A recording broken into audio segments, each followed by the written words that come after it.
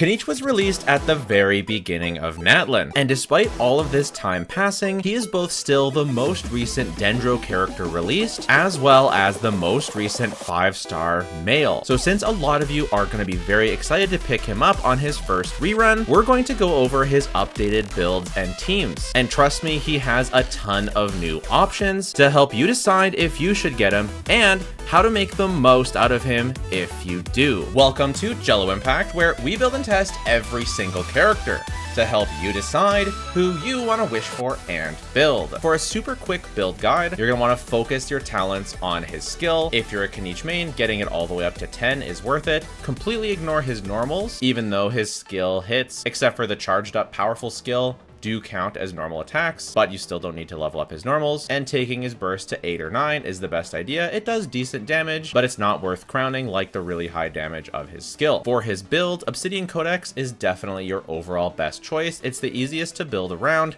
and his overall highest damaging option. But if you do have the unfinished Reverie already farmed and already with good sets, and especially if you're using some sort of crit rate weapon that might make him overcap, unfinished Reverie could be worth using. Deepwood is okay too, but it's much better to use it on someone else on the team. For stats, you always want to go with attack, dendro damage, and almost always crit damage for the headpiece, given that Obsidian gives so much crit rate. You'll want to look for substats in crit rate, crit damage, and attack. As you know, he does damage through burning. Well, not actually through burning though. He does damage when there is burning. As you know, burning scales off of elemental mastery, but because he does damage when there is burning and not using burning, you actually don't want to build elemental mastery on him at all. Just focusing on attack is your main goal here. On some teams, he would like to burst every rotation, but it's just not realistic to get enough energy recharge. I don't have too much energy recharge. I generally end up bursting every other rotation with 110 ER. Unless you have crazy ER substats, you're probably just gonna have to burst every other rotation. But on double Dendro, such as with Emily, it is much more viable to burst every rotation. But ironically, the teams that he needs his burst the most are the ones where you need off-field Dendro application to activate scroll, such as with Yansan. And so his burst every rotation isn't actually needed on those Emily teams because you have someone else that can provide the Dendro. So overall, it's the kind of thing that you just want to use when it's available. For his weapons, his best in slot is of course the Fang of the Mountain King, his signature.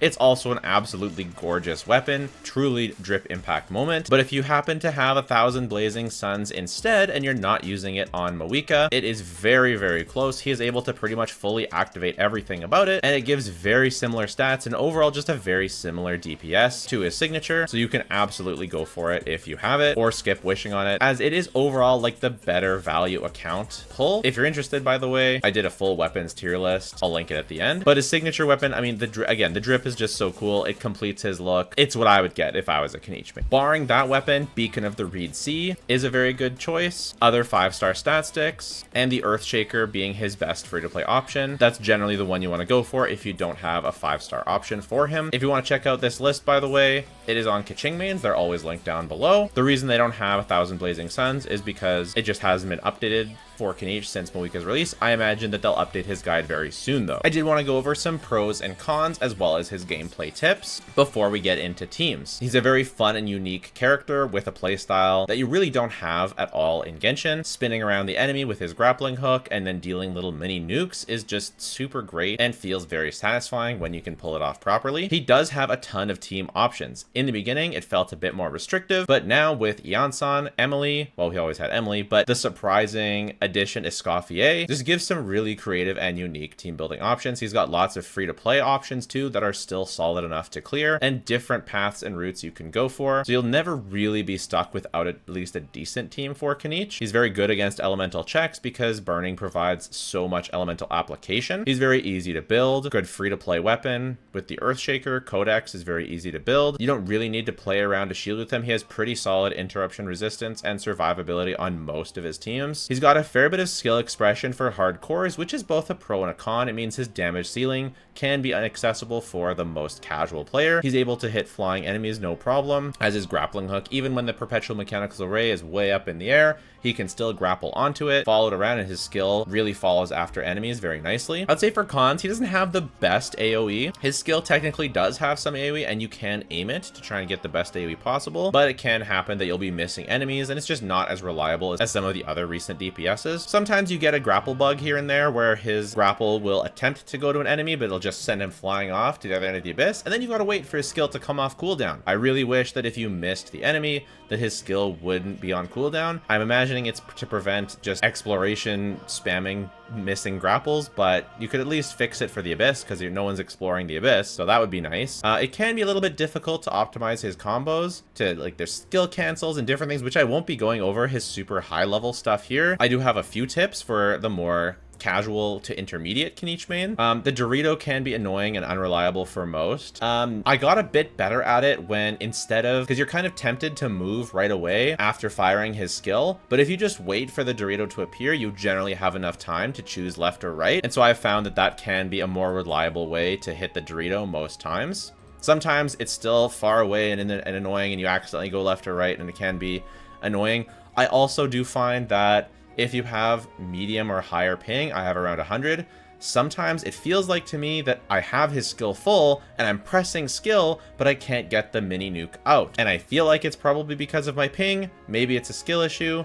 Maybe it's a bug. I think it's probably the ping, but that can be annoying. Overall though, even with my level of skill, I do find him totally fine to play. He's definitely difficult to max out, but as long as you start paying attention and start getting better and better at him, I do think most players will be able to do it. And he is really fun to play, so that's nice, especially if you're not too concerned on getting the best run every single time. One quick misconception is staying in the Bennett circle. Although it is nice to not have a Bennett circle, don't get me wrong, it's nice to use the Onslaught instead. You only have to swing through the Bennett circle here and there. He keeps the buffs for 2 seconds after leaving the Bennett circle, so you have plenty of time to even fire his skill and then swing back into the Bennett circle. I would say that that's the most annoying thing though about the Dorito and about the Bennett circle is sometimes the Dorito is outside the Bennett circle. It's faster to go one way. You're worried you might miss the Bennett circle if you go through the Dorito, etc. So yeah, can be a little bit annoying. There's a couple more gameplay tips that mostly come from rotations, so we'll go over that in the team section. Believe it or not, this is actually Kinich's overall best team in my estimation, and calcs from Theory Crafters seem to be backing it up. I know it looks absolutely weird, but hear me out. You're going to start off by using Kinich's burst. This is going to apply Dendro to the enemy. Ion-san is able to use scroll and activate scroll using on the burst and buff the attack for the team. You're then going to set up Escoffier. You don't need to use her burst, but it can be helpful for some cryo application, especially in AoE, or for some emergency healing and a decent tick of damage. But the skill is the most important part. Not relying on the burst every rotation also allows you to build her for more damage, which is very nice since she's running solo cryo. You will then use Moika's burst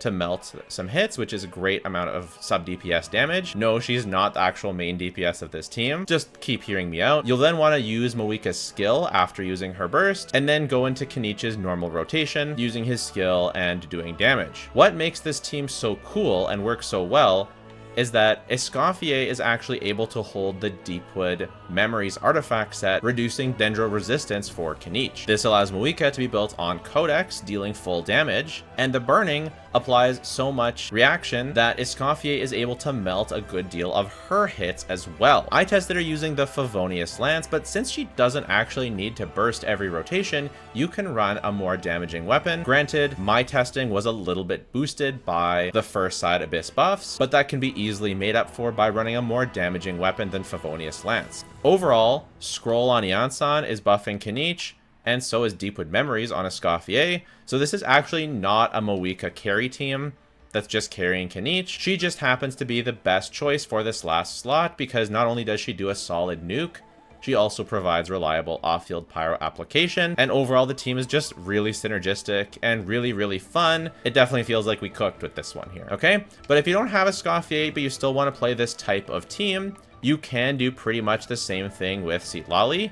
You can run her on Deepwood just the same way. I don't like this as much because Escoffier just frankly does a ton of damage. So it's not as advisable, but it is still doable. The standard best team would be Emily in this slot. This has pros and cons here, namely that Kinich no longer needs to use his burst to set up Ion-san's scroll, although I find it's usually not super big of a deal in the Escoffier team, as usually there will be some leftover Dendro, hopefully, for Ion-san to react with. But on this team, there's no worries at all, and it's just generally a very consistent and comfy team. It's Emily's skill and burst, Ion-san's skill and burst, Moika, burst and skill, skill burst, doesn't really matter. Kinich, skill and burst, and then start normal attacking. Using his burst after his skill allows you to funnel more particles into his burst, and the burst pauses his overall timer, so you don't have to worry about losing skill uptime while his burst animation is going. This is overall his second best team, I would say, and very, very reliable, and doesn't use Escoffier, so she's free for the other side. The final slot is also much more flexible. It doesn't have to be Moika here. You can run someone like Xiangling or Toma, which gives you a comfy shield, especially since Eon-san isn't the greatest at healing, so you can feel a little bit squishy on this team depending on how aggressive the enemies are. And Toma is able to run Deepwood Memories, and that allows Emily to run her signature artifact set, the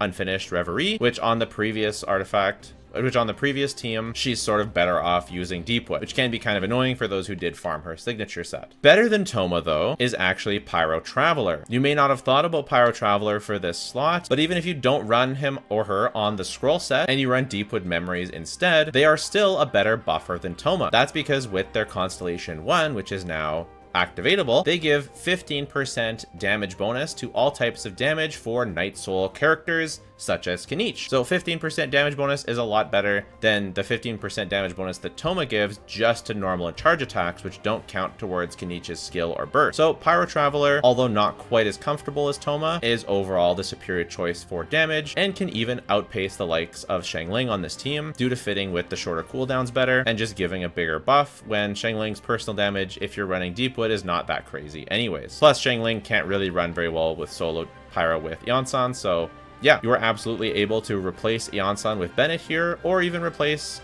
Emily with Bennett here. Both are totally viable options. And if you want a more free-to-play suggestion, you can go Bennett and go for Ororo Rororon, who is able to activate Scroll. Once again, Traveler on Deepwood. You can use Toma, and then Bennett giving a nice attack buff. It's definitely not as good as the premium stuff, but it is still totally viable. And I know that everyone has or should have an Auroron from that previous patch, so all of this is completely free to play friendly. And as with before, Farina is still a good option, but she's probably more valuable used somewhere else, as Auroron pretty much does as good of a job here. Did I miss any teams, guys? But my favorite Kinich team is using him as a burst support for Aggravate Cloran.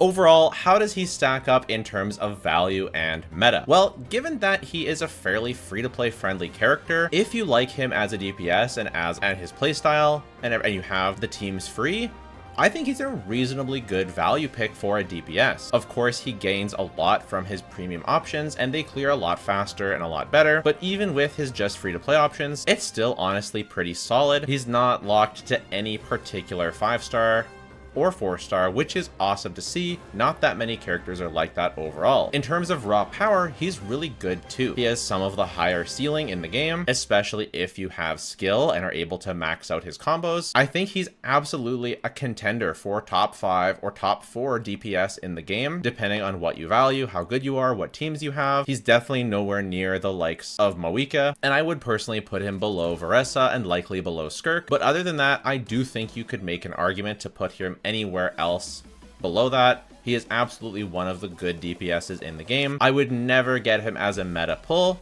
just because the standard for meta DPSs was raised so high with Moika that I feel like Varessa is sort of the new standard. But Kinich is honestly close enough, and if you enjoy his playstyle, his looks, his teams, I absolutely think he is worth getting. Unfortunately, the banners that he's running on aren't the best. In a perfect world, you'd like to see him run with Eon-san and at least Bennett, but it is what it is. Finally, with aesthetic and overworld, I think he's one of the better designs, if not one of the best designs in the game. I know some people don't like the pixely aesthetic, like it's out of place. I think it works perfectly. The Aztec drawing meets the pixel art. It's the futuristic art, and just the colors, it fits so perfectly with Natlan, in my opinion. He's also great exploration-wise, both in and out of Natlan, and as a skill-based unit as opposed to a burst-based unit, he is totally good to use in the overworld. So overall, I'm a big fan. Let me know if you plan on getting Kinich, and if you enjoy these videos, please consider subscribing. But if you don't want to do that, that is totally fine. Just watching the video has been more than enough. Thanks so much. Bye for now.